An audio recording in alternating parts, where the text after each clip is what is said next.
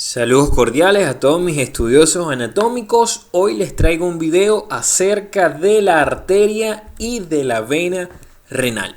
Prácticamente esta sería la tercera entrega de la anatomía del riñón, pero decidí hacerla como un video aparte. Básicamente, para usted entender este video debe conocer ya la estructura del riñón, la cual yo dividí en dos videos que previamente cargué al canal. Hoy nada más nos vamos a encargar prácticamente es de la irrigación del riñón a través de la arteria renal y su drenaje venoso a través de la vena renal. Lo primero que ustedes tienen que saber y estar conscientes es que existen bastantes diferencias entre los vasos sanguíneos del riñón derecho y los vasos sanguíneos del riñón izquierdo.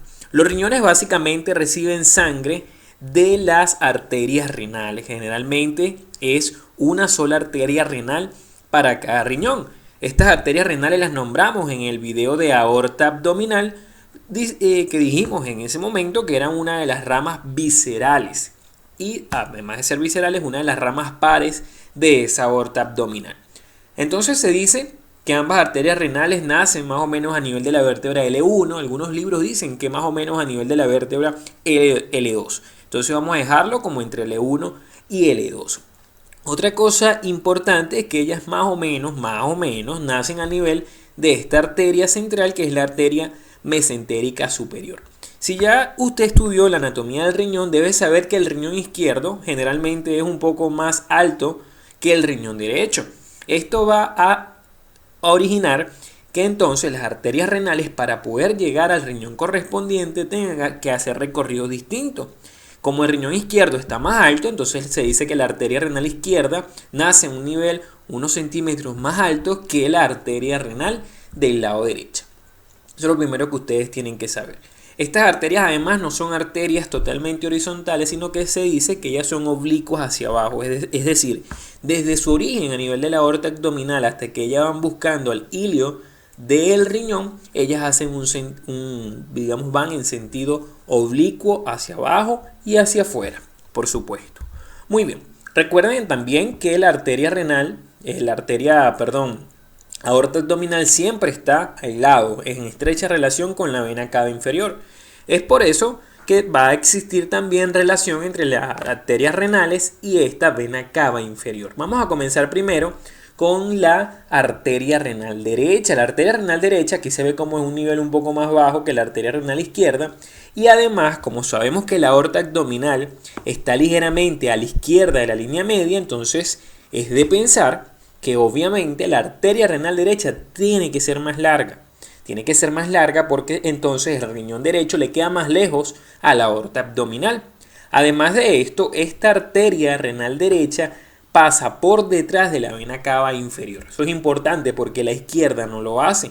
Y siempre cuando ella va buscando al borde medial del riñón, que es el lugar donde se encuentra el hilio del riñón, ella está posterior a la vena renal. Sin embargo, la vena renal derecha está ligeramente poquito más inferior a el nivel de la arteria renal. Muy bien, posteriormente esta arteria renal derecha se va a, relacionar con el músculo psoas mayor, como ustedes pueden verlo aquí. Cuando nos referimos a la arteria renal izquierda, ella también tiene un recorrido muy particular, porque esta arteria renal izquierda es más corta, como les nombré en un principio, que la arteria renal derecha, y ella es cruzada anteriormente por este vaso, que es la vena suprarrenal de la glándula suprarrenal izquierda, cosa que no pasa con la vena suprarrenal de la glándula suprarrenal derecha, que buscarán en el video de glándula suprarrenal cómo es distinto el drenaje venoso de ambas glándulas suprarrenales, pero básicamente quiero que entiendan eso. Igualmente esta arteria renal izquierda estaría por delante del músculo psoas mayor y siempre por detrás de la vena renal del lado izquierdo. Muy bien. Una vez que esta arteria se está aproximando al hilio del riñón, recuerden que el hilio del riñón lo lleva a una zona, un hueco más amplio, que es el seno renal. Él se va a dividir o va a dar varias ramas antes de dividirse en sus ramas primarias. ¿Cuáles van a ser esas ramas que da? Una de las primeras que da es las arterias suprarrenales inferiores, que a veces es única y a veces son varias. Esta arteria, el mismo nombre te dice, va a irrigar a la glándula suprarrenal. Como les digo, tienen que estudiar la glándula suprarrenal para que vean la densa irrigación que tiene esta glándula, pero solamente una ramita de ese poco de arterias que lo irrigan proviene de la arteria renal propiamente. Después de dar esas arterias suprarrenales inferiores, dan unas ramas piélicas, recuerden que piélica es pelvis renal, y uretéricas, que se encargan de irrigar a la pelvis renal y a la parte superior de cada uréter.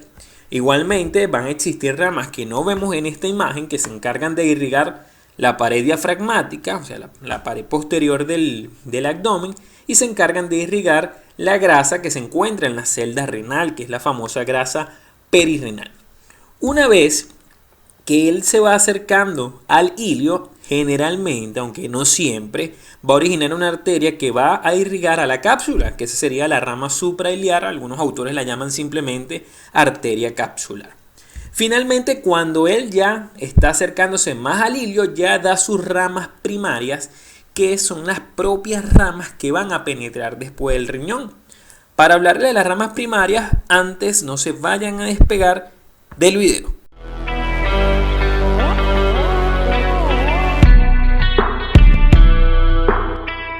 Te invito a suscribirte, aquí en la esquina inferior derecha dale clic.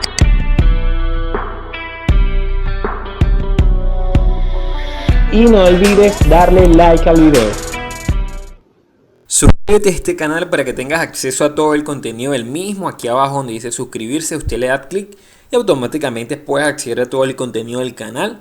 Ya son más de 170 videos de anatomía y bueno, seguimos haciendo más videos. Si hay algún video que no encuentres dentro del canal, me puedes escribir en los comentarios aquí para realizártelo. Nos quedamos en la emergencia de las ramas primarias de la arteria renal. Estas ramas primarias varían mucho, son bastante variables en distintas disecciones de cadáveres. De hecho, usted las lee en distintos libros y casi ninguno coincide. Algunos libros dicen que son 3 ramas primarias, otros dicen que son 4, otros dicen que son 5.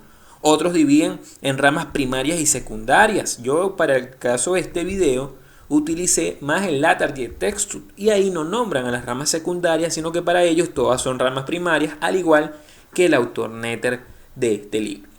Entonces las ramas primarias que yo vi que más se repetían y que se encuentran justamente en esta imagen son 4.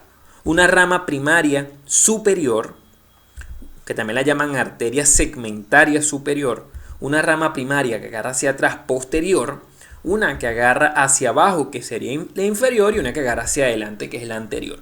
Entonces tendríamos arterias segmentarias o simplemente ramas primarias superior, inferior, anterior y posterior. La única de estas que da una salvedad es la anterior, porque la anterior después se subdivide en rama o segmentaria primaria antero-superior y una segmentaria primaria antero-inferior. Entonces no se les olvide, ramas primarias son 4, algunos autores dicen 3 y no nombran a la anterior, otros dicen que después de esas 3 primarias vienen 2 secundarias, que son la media y la intermedia. Sin embargo, cuando lo buscas en los atlas no te van a coincidir mucho con lo que dicen esas teorías.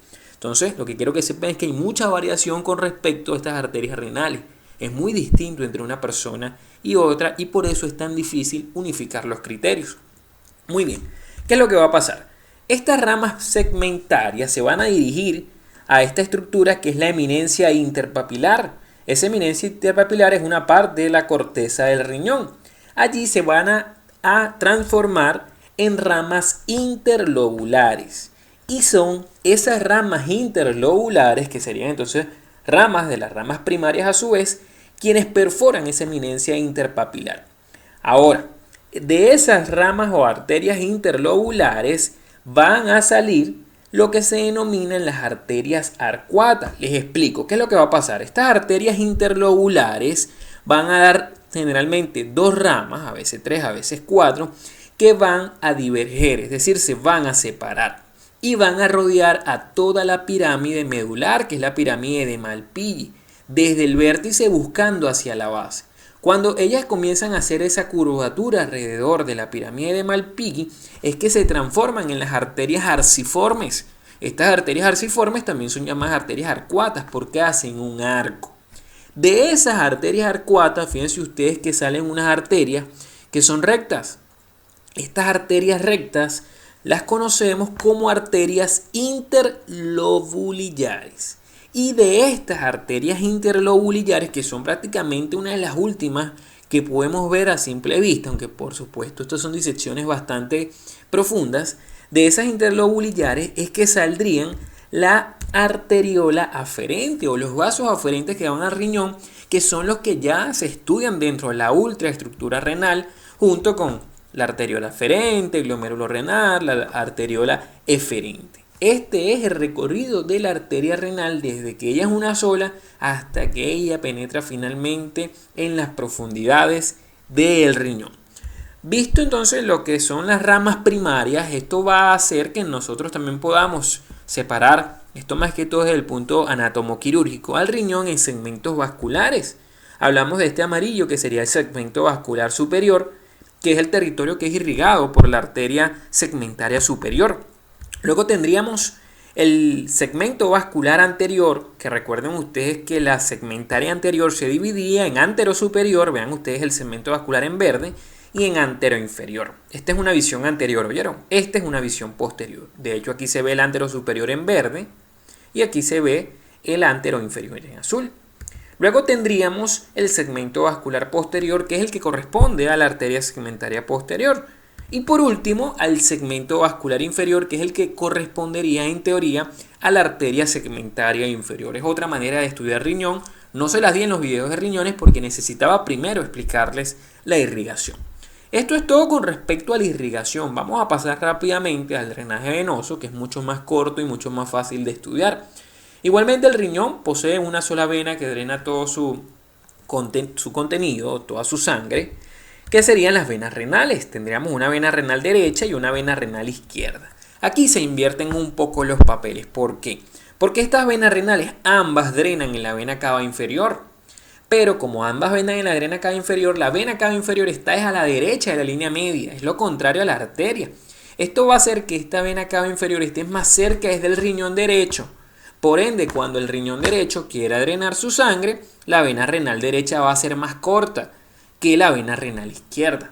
Va a ser mucho más corta, cosa distinta o contraria pasaba con la arteria, que la renal derecha era más larga que la arteria renal izquierda. Recuerden ustedes que las venas renales siempre están por delante de la arteria renal. Ahora vamos a ver las relaciones de la arteria renal izquierda. Vean que ella es cruzada por la arteria mesentérica inferior. De hecho se dice que ella le hace un arco, o sea, la mesentérica superior a la propia vena renal izquierda.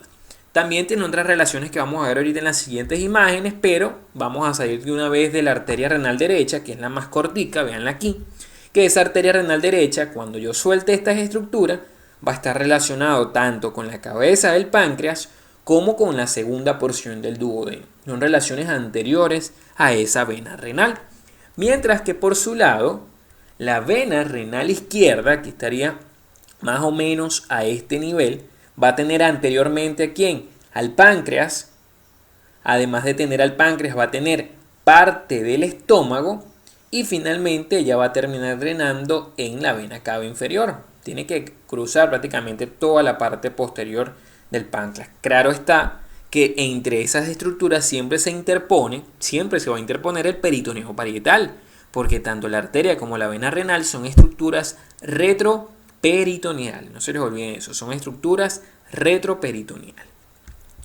Muy bien, ¿cuáles son las afluentes de estas venas renales? Bueno, esto es importantísimo, muchachos. ¿Por qué? Porque si usted ve la vena renal derecha, ya no pasa nada, ella prácticamente drena solo sangre renal. Hay ramitas afluentes pequeñas, que son ramas piélicas, ramas uretéricas, pero realmente él se encarga de drenar estructuras renales o que estén relacionadas con el riñón.